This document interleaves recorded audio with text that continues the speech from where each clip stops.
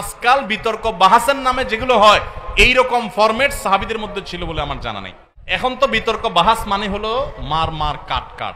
মুসলমানদের সর্বাঙ্গে ব্যথা, হাজারটা বিপদ, হাজারটা সমস্যা, এর মধ্যে আমরা দেখা যায় ছোটখাটো বিষয় নিয়ে এমন ভাবে বিতর্ক বর্ষায় লেগে যায়, এমন ভাবে গ্রুপিং করতে লেগে যায় যে মনে হয় ইসলামের সবচেয়ে বড় সমস্যা হলো এগুলো আমাদের অনেকটা জেদ খেদের বিষয় হয়ে গেছে।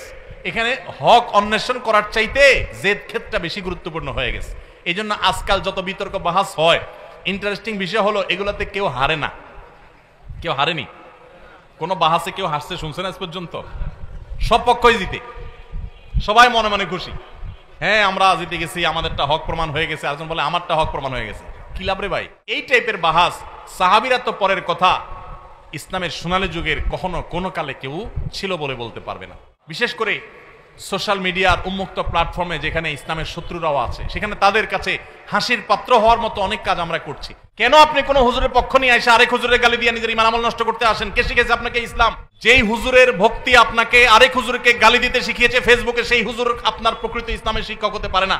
যদি আপনি কারোর অনুসারী হওয়ার পর অন্যদের ব্যাপারে আপনার ভিতরে হিংসাত্মক মনোভাব আসে, শত্রুতাপূর্ণ মনোভাব আসে, বা তাদের গোষ্ঠী উদ্ধার করাটাকেই একমাত্র ইসলামের কাজ মনে করেন, সারাদিন রাতে এগুলোই শুধু করতে থাকেন, তাহলে বুঝতে হবে আপনার ইসলামের শিক্ষক পরিবর্তন করতে হবে। শত শত আগুন ইসলামের উপরে লেগে গেছে আজ, আর আমরা ব্যক্তিগত বিষয়গুলো নিয়ে আমরা একের বিরুদ্ধে অন্য কাদা ছড়াছড়ি করছি। লজ্জা হয়। মাহফিলের মঞ্চকে আমরা পরস্পর বিষোদ্গারের জায়গা হিসাবে বানিয়ে নিয়েছি। আল্লাহ তাআলা আমাদেরকে হেদায়েত দান করুন। আপনি যদি সত্যটা উপলব্ধি করতে পারেন, আপনি অহংকারী হবেন না, আপনি বিনয়ী হবেন। আজকাল দেখা যায় বেশিরভাগ বাহাস বিতর্ক আমাদেরকে অহংকারী করে দেয়, আমাদেরকে বিনয়ী করে না। এমন বাহাস বিতর্ক আপনারা কখনো শুনছেন কিনা জানি না, আমি কখনো শুনি নাই যে বাহাস বিতর্কের পর, অর্থাৎ আমাদের সমাজে বাহাস বিতর্ক হয় সচরাচর, এগুলোর কথা বলছি, যে বাহাস বিতর্কের পর কেউ না এক পক্ষ বলেছে যে যাক আলহামদুলিল্লাহ, আমি আমার ভুলটা বুঝতে পেরেছি, আমি আসলে ভুলের মধ্যে ছিলাম, সরি, আমি আমার প্রতিপক্ষ ভাইয়ের কথাটা মানছি, কারণ আমার কাছে সত্য মনে হয়েছে। এরকম শুনছেন কখনো?